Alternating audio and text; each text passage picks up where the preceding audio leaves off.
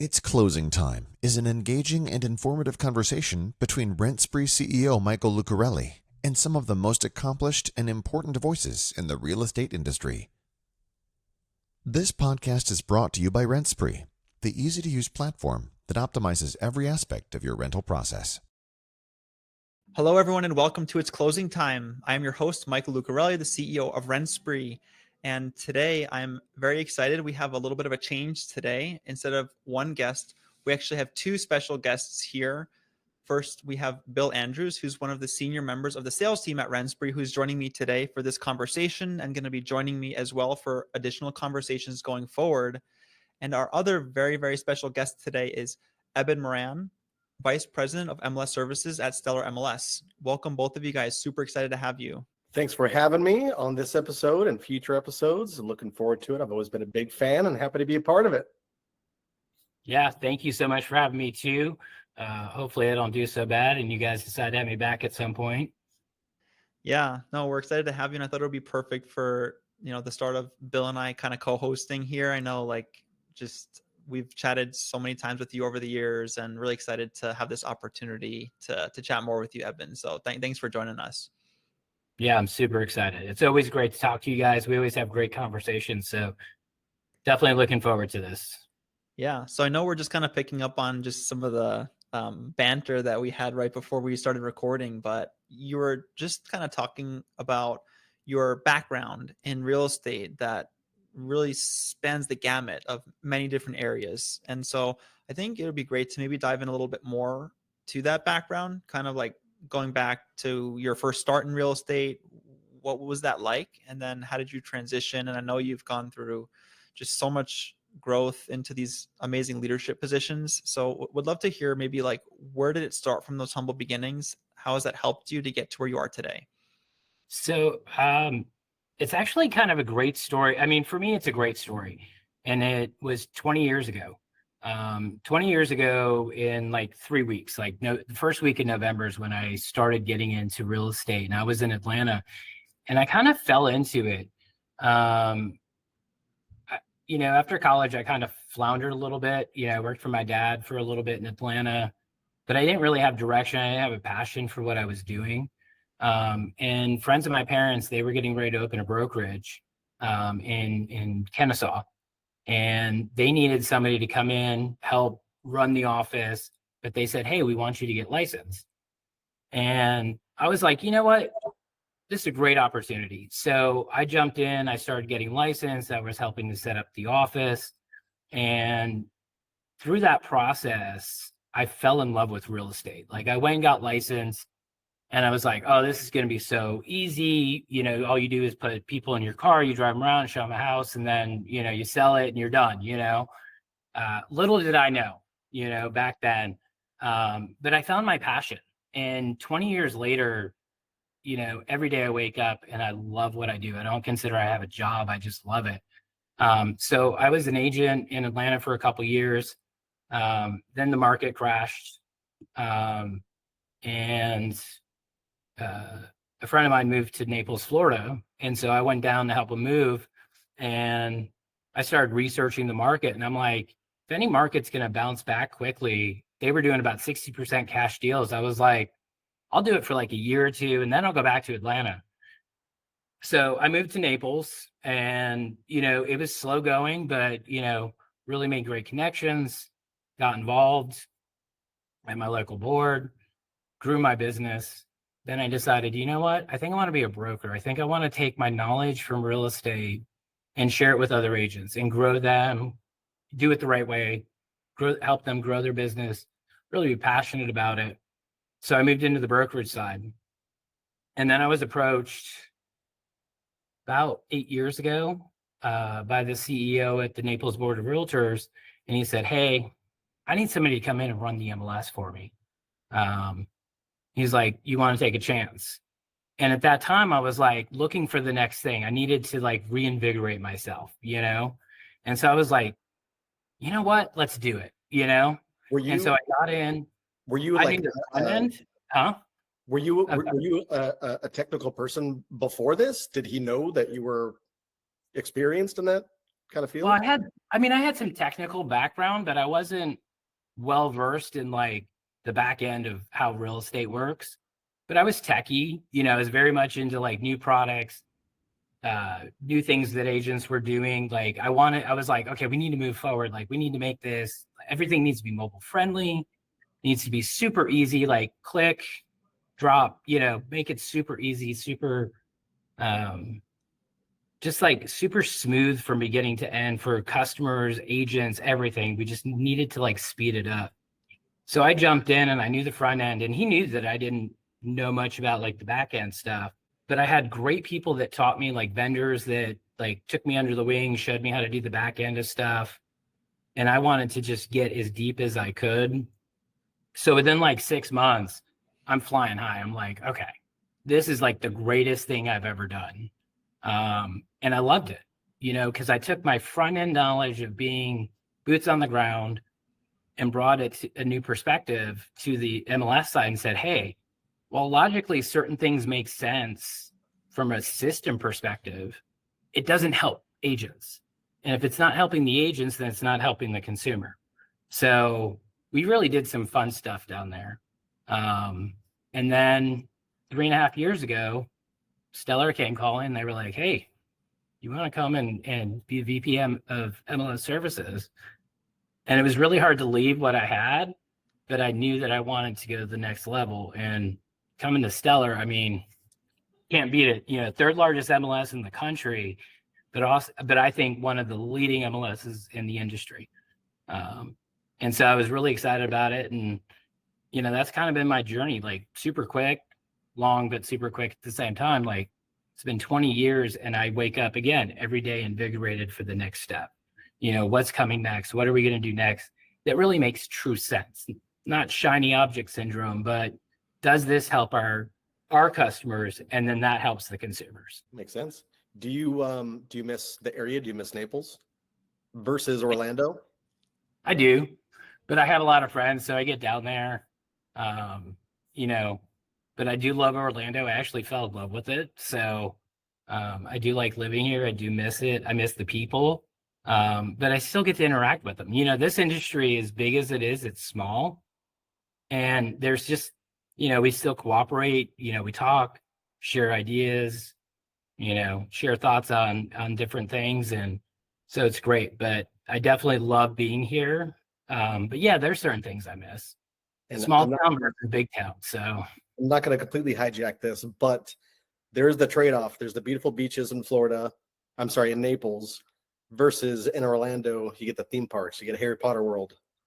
Yeah, I mean, I can go and get a butterbeer anytime I want.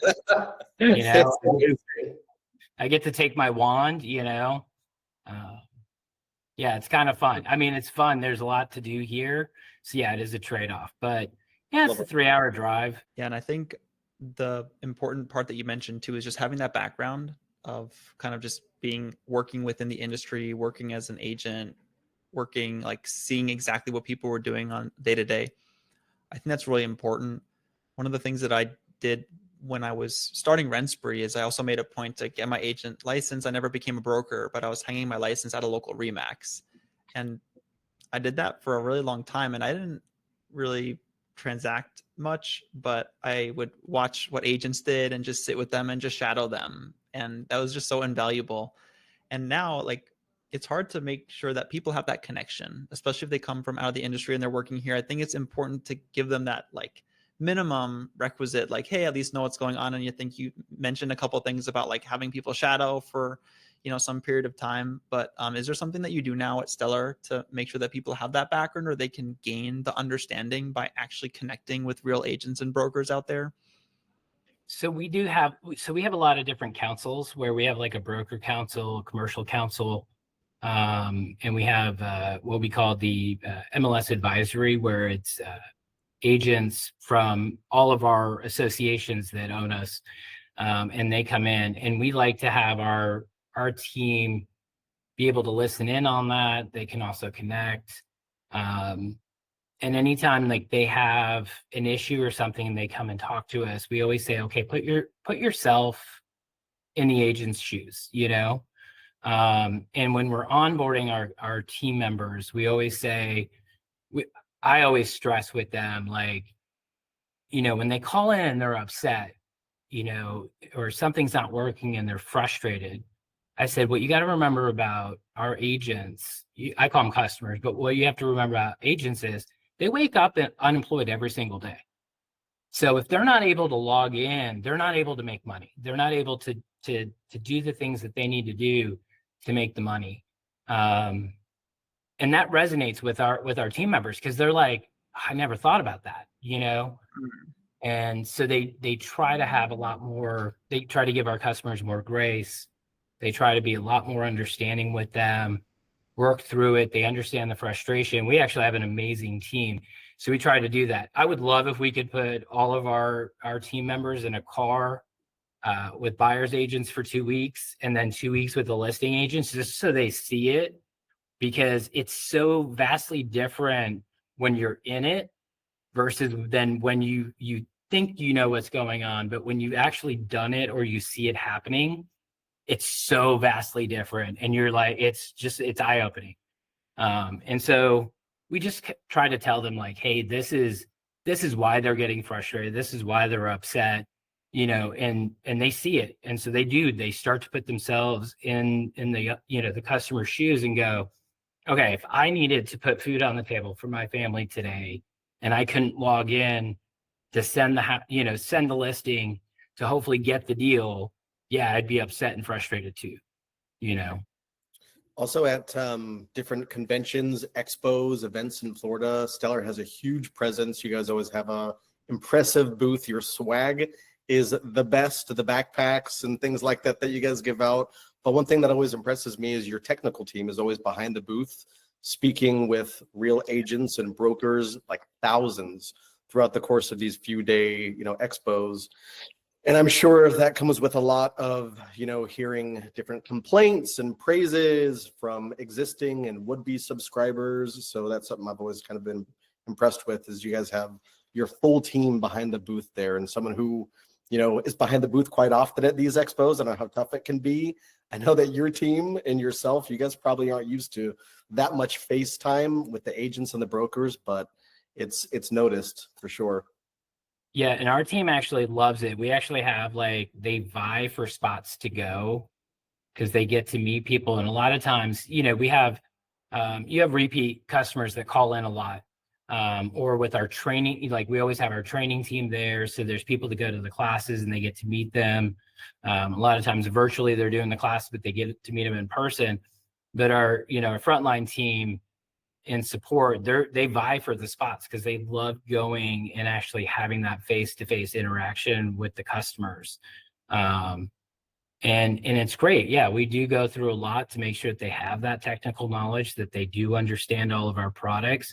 I'll tell you, it takes about 18 months from start for them to learn all of our products in a really comfortable space, so it takes about 18 months to learn all of that and get that technical knowledge. And they're really great at it. And they love going to the booth. We do have probably one of the largest booths at the expo. The swag, it's fun when you go to national conventions and you see people with our Stellar backpacks walking through the halls, and you're like, they're not even a Stellar customer, but it's great to see, This is New Jersey. Why are they wearing a Stellar backpack? Exactly. And I'm just like, hey, and you guys know I bring swag with me all the time because we have people that'll ask for it. And I love getting that out there because I think that yes, the swag's great, but people don't mind having the Stellar logo on there because I think the quality of what we have speaks for itself. And I think people are like, hey, I don't mind being associated with Stellar. They've got a great reputation. They're known for being quality. We're known for collaboration. And so I think that I love seeing it. It gives me a lot of pride. I kind of smile every time I see a backpack. I'm like, or see a pin or, anything. It's just great to see it out there. I think by far my favorite swag item that I got, which was maybe a little bit niche of what you guys provided, but I think last year you guys gave out a dry bag which like Oh, kind of keeps yeah. your stuff like dry, and like I like hike and stuff, and it's just such a random thing, but like I put stuff in there and it keeps it dry. Like it's just super. But to your point though, it's a really great brand and people feel proud to represent it, and I mean deservedly so with the leadership at Stellar from yourself and others on the team. So kudos for that. I'd like to talk a little bit too about the broader sort of ecosystem and what's going on in this day and age, especially in your neck of the woods there. I know that there's a lot of changes in the industry, that goes without saying. Yep. And you know, I'd love to learn a little bit more about what you guys are seeing and what you guys are doing in terms of membership engagement. I have some data that maybe indicates that you guys are possibly doing better than others in terms of membership count year over year, but not sure where you guys are standing for 2024, either for the previous year or going into the future in 2025. But what are you guys seeing in terms of membership, and what have you done to sort of continue to support your customers? So what I'll be honest, what we're seeing is we are seeing like lower numbers of new customers coming into the business, but we kind of did some historical research, and it's actually no more or less than during a typical election cycle, because we know in big election seasons people tend to not make big moves.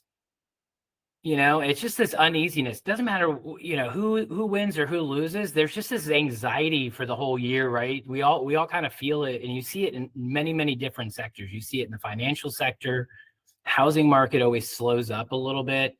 People just get nervous, and they're like, I'm just not going to make a big change. And so people don't change from, you know, traditional jobs into the real estate market. So really, we haven't seen much of a change there. It has slowed down from previous years. As far as like our current customer count dropping, we actually haven't seen that. It stayed steady.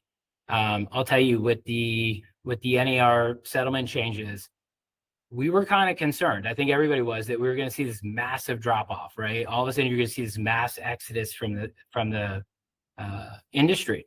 We haven't seen that yet. Now, of course, we haven't come to membership renewal time yet. There's a lot of things that can happen, but I don't think you're going to see it. You know, we believe in a lot of customer engagement. We did that, especially through the whole NAR change process. That was something that, for Mary Jo and Shane down, it was, we are going to do everything possible to make sure that our customers are ready. We're going to saturate them with all of the information, and we did it extremely well. Mary Jo did this great series of Facebook Lives. Our communications team had stuff going out.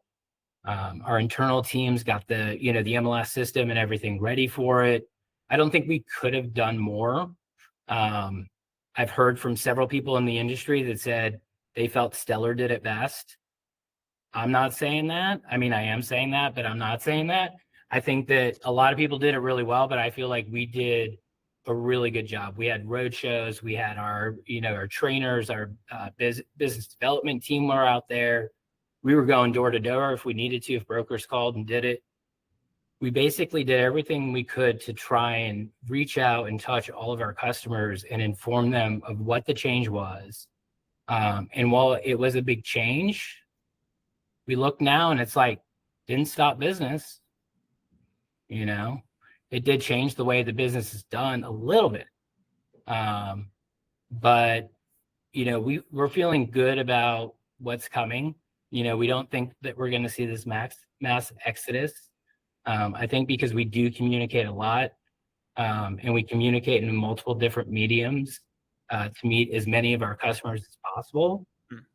I think that that's just the best way to do it. And I think a lot of MLSs do that. But yes, I think that we're faring well because that's how we always do it. You know, we amped it up, and we're going to keep watching it. But I expect that, you know, in the next couple months, we're going to see if there's a big shift, but I don't expect it. There might be a little bit, but, you know, no more or less than some other years. I'm sure you guys are well poised. A lot of things in this industry stay the same, but it's ever evolving. And I think that's one constant, is you guys have always kind of been a leader. So we tried to do it the right way and just say, okay, if we were we try to look at it from the customer's perspective. If we were a customer of Stellar, how would we want to be communicated with? And what would we want to be communicated to us, and how best to do that? And that's really the way that we go about it. And I think we've nailed it. I think we showed the urgency, but we also said, hey, doesn't mean that business stops, and real estate is constantly changing. This industry, every year there's something that, here comes the big disruptor. It's going to change the industry. Buyer agents are gone. Listing agents are gone. You're not going to survive. We always survive. Change is constant in this industry, but it is such a cornerstone of America, period. It's everybody's dream is still to own a home, right? That's the American dream. Own your home, have a place to call your own. That's never going to change. And when you're doing that, you want to have a professional who knows the market, who knows what they're doing, who can walk you through this. For 99% of the people that are buying a home, largest investment you'll ever make. You're not going to do that with AI. You're not going to do that on your own. You're going to do it with a trusted advisor. And that's what real estate professionals are, trusted advisors that know that information, can walk you through it. I think there was a recent thing that we heard at CMLS where I forget what the percent was, and I'm not going to say it, but a large percent of people said they actually cried during the process because it was so stressful. Okay, I think most of us cried during our first home purchase because it is stressful. But I think after you get done crying, you call your real estate professional and you say, hey, I'm really nervous about this, or I'm really frustrated about this. And they help calm you and walk you through it. That's not going to change anytime soon, in my opinion. So we may see a few shifts here and there, but there's no real big disruption. It's a cornerstone of how we do real estate in America, and I don't see that changing anytime soon. Agreed and well said. Yeah, and I think that's the benefit of having leaders of the caliber like Mary Jo in the industry, because this isn't the first big change we've had. It won't be the last change. And you hit the nail on the head. You have to have urgency, but it helps to have that cool, common, collected confidence that you're exuding that, hey guys, like, we're going to handle this. We are going to shift a couple things. Fundamentally, things aren't changing that much.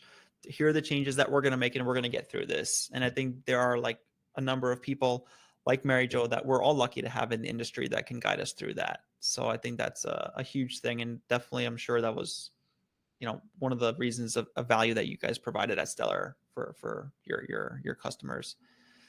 But I want to go back to something that you said, Eben, which was relating to, getting agents up to speed on the tools that you guys provide. And you said it takes time to do that. And I'm sure like it's a big area of investment. You want to make sure that agents are able to utilize the tools that you have. And I think like just speaking from the launch that we did, Rent-Spree and Stellar earlier this year, I don't know if we mentioned this to you or if you heard this, but at that time, it was the most successful launch that we ever did up until that point in terms of just gaining adoption. And maybe you can talk a little bit of what really goes into the successful training and promotion and raising awareness that you guys do. What goes into that, and how do you guys do that well? Because I think we see like many different MLSs, and certain people do things well, certain people have strengths and weaknesses, but you guys did such a great job earlier this year in driving that. Well, and thank you for that. And yeah, we did hear that stat, and that makes us really happy because when we have a lot of products, but when we launch a product, we don't look at just the tool itself. We also look at who's behind that tool, because we believe in true partnerships, and you guys have proven to be a great partner. And that our process takes a little bit longer than some. A lot of people, they're like, oh, it's great, we'll sign a quick contract. We have a long process. You guys know that it goes through several different levels of review, demos. There's people involved, and then there's the onboarding process. We don't rush it. And so when we're working with great partners with like you guys, and you guys were so patient with us because I know we had a couple things that popped up and we had to keep kind of moving the launch. But when we put it together, we have a whole project team that comes together and we look at it and we go, okay, depending on the product, when is it best to launch this, you know? And so with you guys, we worked with you on the timeline. We wanted to make sure it was a good time to launch. It wasn't bumping up against anything else that was going on with us. And once we do that and we kind of solidify the date that we're going to do it, then we back into it. It's like, okay, when do we need to start comms? How do we need to do comms based on the product? We worked with you guys, so we had like co-branded events. I think we did a couple of Facebook Lives. We did some live training. You guys did training for us with our training team. You know, if we're going to put the Stellar, you know, stamp on it, it's like we have a whole process to it. We have a huge marketing team, and they work out a whole plan that works with you guys, with the vendors on how to do that. And it's not just, hey, launch it, throw it in the system, be done with it after like 10 days. It's like a 60, 90 day, like I call it the red carpet rollout, where we really we work in different sessions. It really is. And then after that, it's monthly. Like we make sure that it's in newsletters. We spotlight you guys once a quarter. You know, we definitely have, we have some agents that are more targeted that do a lot of rentals. So we do target marketing directly to them. It's a whole plan that just keeps going, you know, year after year. It kind of gets, you know, put into a steady plan, but we really do a 60 to 90 day rollout to make sure that our customers are just really seeing the benefit of the products. And that's honestly something that I've never seen for launching new products and things like that. You know, we've worked with nearly 100, you know, of like the nation's largest MLSs, but I've never seen anyone go about it that way, doing Facebook Live events, all the promotion behind it and the actual engagement too. You know, just something as simple as going to, you know, Stellar MLS's Facebook and seeing the promotion of like a Facebook Live, or the ongoing comment section in Facebook for people asking questions, and the Q&A after. It's just really well done, and I've never really seen an MLS roll out a product like that before. So I think they go. I agree, and I think you hit the nail on the head too. It was the timing that was critical, and I think you guys picked just the perfect time. And you guys know more of what's going on within your membership, so you picked a really great time. And the way that I would describe the rollout, it was like military precision. Like everything was like it was crazy. It was impressive. And like I think the thing that I did have fun with too, though, was the Facebook Live, because I think they pulled me into one too. Yep, they did. I think it's John on your team that John that was Lipscomb. so professional. I mean, and he's got a presence. Like we might have to get him in here to help like run these things and like host this, because I mean he was like a powerhouse. He, you know, a couple of years ago, we kind of went to, he has this vision, and he's just so engaging, and he has a following among Stellar like customers. Like he has to be at the booth for our main event in August. Bill, you've been there. He has to be there because so many people come up just to like see him, get their picture. Like he's a little bit of a rock star at Stellar. That's the right word. That's what he is. Yeah. And he had this vision a couple years ago to like engage our customers better through Facebook Live. We were seeing a lot of engagement on Facebook, and he's like, you know, if I just kind of do like every couple weeks, maybe do a Facebook Live, spotlight some products, spotlight, like he's done with Mary Jo, spotlight some of the executives, spotlight the trainers, like get to meet some of the staff, you know, that we have here. And he's just grown it into this whole thing, and he's got backgrounds, and he gets the setup done. Like he spends hours getting this ready. You guys know you had to prep, like he has a prep meeting with you for an hour, runs through it. You got to be there like 30, 45 minutes ahead of time, you know, to make sure he's all set up. And it's awesome because our customers love it. The engagement is in the thousands. And I'll tell you, during the NAR stuff with Mary Jo, we had one that was like 25,000 people like watch this one video. It was insane. And I was like, oh my God, this is great. This is a great medium. Yeah, and it's fun. And he's great at it. and he does stuff for the like staff videos when like we're doing major stuff. And he even has characters internally that he does. We can't bring them out publicly, but he's got like these great characters that he does. It's fun. It's great.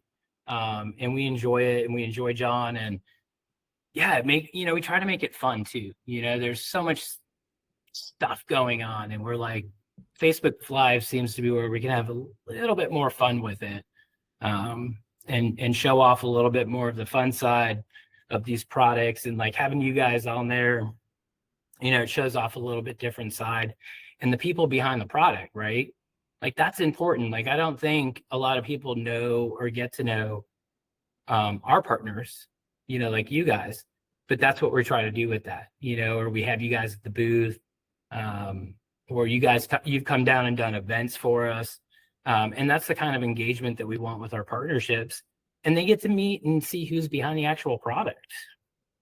But yeah, John with Facebook Lives, they're a lot of fun. I get to enjoy. I've been on, I think, twice with him now, and I really enjoy it. He is just he infuses you with energy. And for any of our listeners here, even if you're not affiliated with Stellar at all, I highly recommend you just check out. I'm sure there's some recordings on Facebook or on YouTube. You got to check it out. It's so cool. Specifically, all the stuff is on Facebook, and it's open, so you can go and check it out. There's some fun stuff on there. And I think like the next theme that I always kind of end up running into with some of these conversations, Eben, is kind of like MLS to MLS collaboration.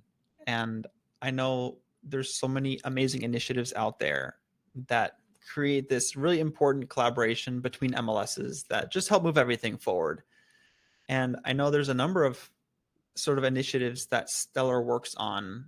I can name a couple, but RE Distribute's one that comes to mind. I'm wondering if you can maybe talk a little bit about these things, how they come about, and if there's anything in particular that you're most excited about to share with our listeners here.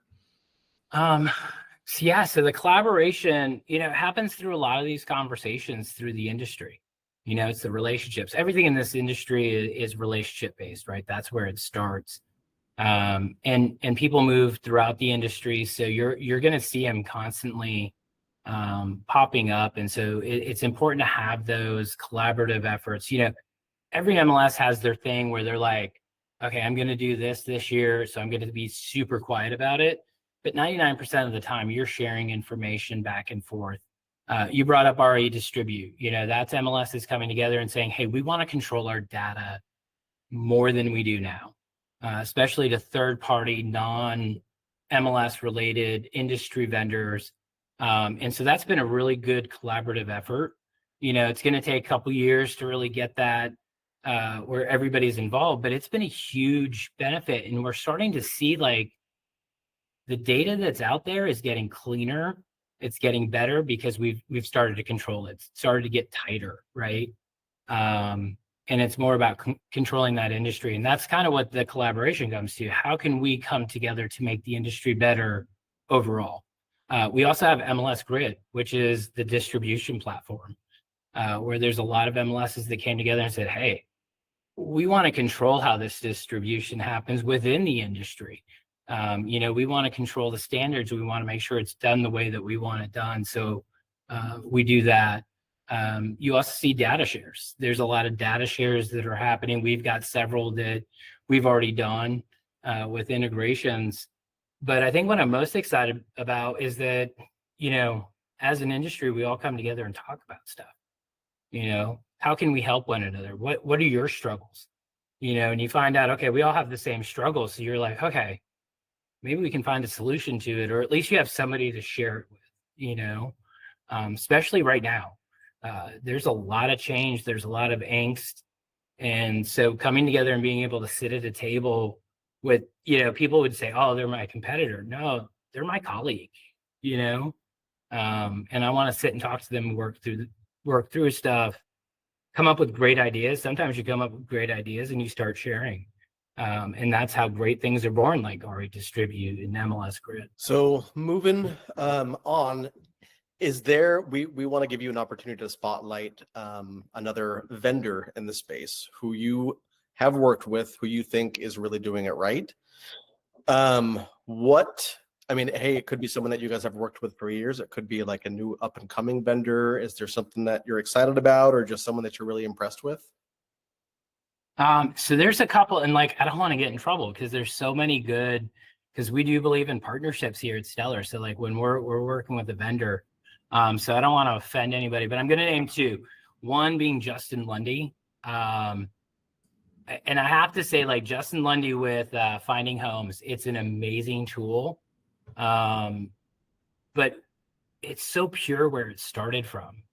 He was looking at this, people that have vision impairment and they're not able to search for homes the way that us with sight are able to. And it was very personal for him. And he created this amazing product that overcomes that. But with that, he also created a product that is so unique to the industry that even sighted people, can use. And I think even for agents, like, it's a great tool to have Alexa on your phone. And if you're a buyer's agent and you've ever been out there driving down the street, you just did a showing and there's a brand new for sale sign down the street and your customer's in the car and they go, "What about that listing? Why didn't you send that to me?" Well, that just popped up that popped up overnight, right? But now you can have Alexa and say, "Alexa, show me 123 Main Street." And it starts playing all that information for your customer right in the car. It's pretty cool. That's so cool. Yeah. And he's got some other cool features that are coming. But it started from such a pure place. And now he's just got this technology that's blowing up and so far ahead of everybody else. And he's just a genuine, amazing person to work with. I just can't say enough good stuff. So he's great. We have so many great partnerships, but I agree also about Lundy. I mean, it's been awesome to see like where they came from. And I remember I saw the first demo, I think when they had maybe like you could put the headphones on it, like one of the old, like maybe like a couple, maybe 2 years ago or a year and a half. Years ago at CMLS. Yeah. He had it right out the door. Yep. Yeah, we were like a couple of booths down from him and I like did the demo and I was like, oh, wow, this is crazy. And like, it's even advanced so far and just like since then, and that wasn't even that long ago, but it's been amazing seeing what they've been able to accomplish.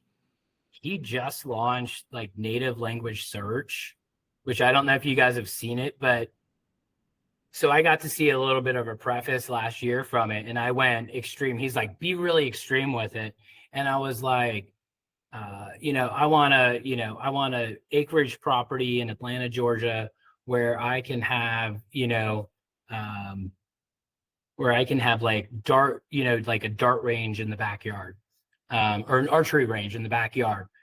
And it came back and it was like, here's 5 listings, but, for an archery range in the backyard, you may want to check your local ordinances to see whether you're permitted to have it. So it was like, you got the space for it, but it's so smart. It was like, hey, but you need to check your local ordinance because maybe you can't have that in your backyard.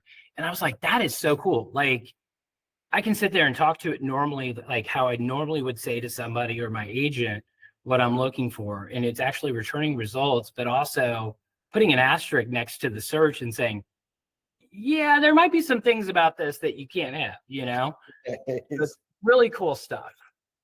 Very cool. And then who's the second one that you were gonna? So the other one is, I think it was 2 years ago now, maybe 3. Skyslope. We were working with them. We were talking to them about forms.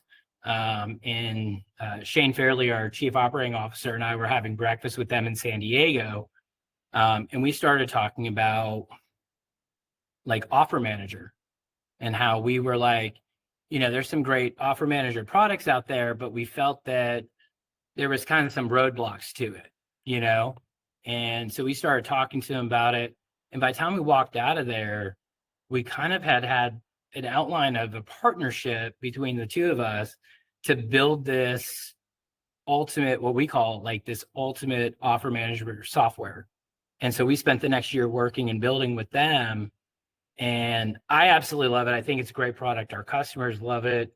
And I think it's something that's been successful for them. And so that was like a collaborative partnership that's still ongoing. And so they were absolutely great to work with because they kind of took our vision, added to it, grew it, and then it actually became a product that's been pretty successful for us, and I think them as well. Nice.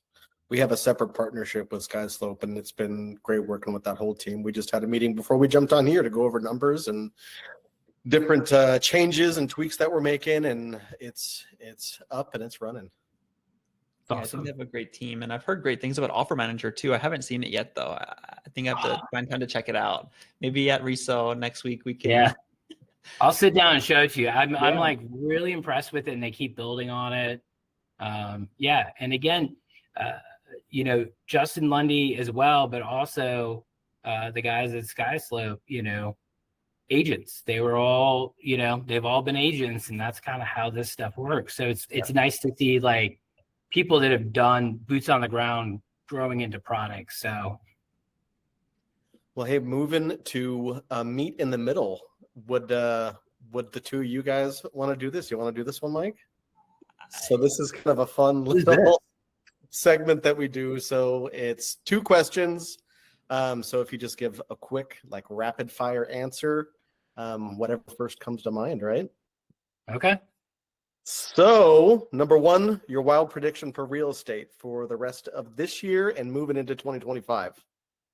No thoughts behind it. Just what comes to mind. Keywords, buzzwords. Steady Eddie. Steady Eddie. I like it. Yep. Mike? More rentals all the time.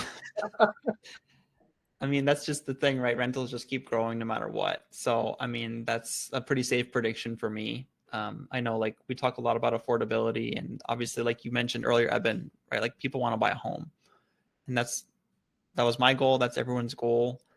It's just so hard. It's so hard to afford. It's so hard, and so I think just kind of keeping that in mind. That's obviously my thing, but yeah. And then I've been with with Steady Eddie. So the buyer representation, you just want to coast all through that into 2025. Yeah, you know, there's going to be noise. Like, so I look at the field and I'm like, is there anything that's going to really like put a bump in the road, like crazy things? People, I'm going to say the phrase, and I hope it's the last time I have to say it for the rest of the year. Clear cooperation. Yeah. That's a distraction. You know, like everybody wants to make that the next big thing, but it's 5 years old. Markets survive before, markets are going to survive after. It's going to be what it's going to be. So when it comes down, we're going to deal with it and move forward. It's not going to disrupt the industry. It's not going to be this huge change. You know, I think everybody's going to meet in the middle on it, and we're going to be done with it. So that's a noise that everybody's trying to make it the next big thing. I think everybody needs to kind of, and then see what happens, my opinion. I agree with that too. I was kind of surprised to see this kind of like surge and become like such a forefront issue, and it almost happened like right out of the blue on the heels of all these August changes. I was surprised how quickly it just changed to that. And it's I'm just fear-based. You know, everybody's scared of what the DOJ is going to do. Is the FTC going to run it? DOJ is going to do what DOJ says. They're going to weigh in. They're going to do stuff. It's a wait and see. Let's not spin our wheels on conjecture about what's going to happen or who's going to say what. The industry keeps riding, right? This industry is so resilient. It's like, let's turn the page and learn to block out the noise. Let's have a conversation, say, okay, this might happen, but let's like actually look at the issues in the industry we need to address and focus on those. You know, stop looking for the next topic du jour, and let's actually look at the real issues and just say, okay, DOJ can't control it. Any of our rule changes can't control it. Why spend so much time on it? Let's look at housing affordability. Let's start talking about that. Let's start talking about, you know, local ordinances and regulations that are blocking people from buying investment properties, or, you know, keeping people from being able to purchase homes. Let's get into the real meat of it and stop looking at the topic du jour. Wait for it to come down, deal with it, move forward. And then getting into now, hopefully Mary Jo doesn't shoot me for spouting off, but no. Well, hey, perfect time to move into more of a personal rapid fire here. So let's talk TV, but 2 things for each of you. Number 1 is a new show that you're into, something new that you just started watching, and then a classic, something that you'll never stop watching. One of those shows that you just watch over and over again. Eben? Michael, you want to go first since I went first last time?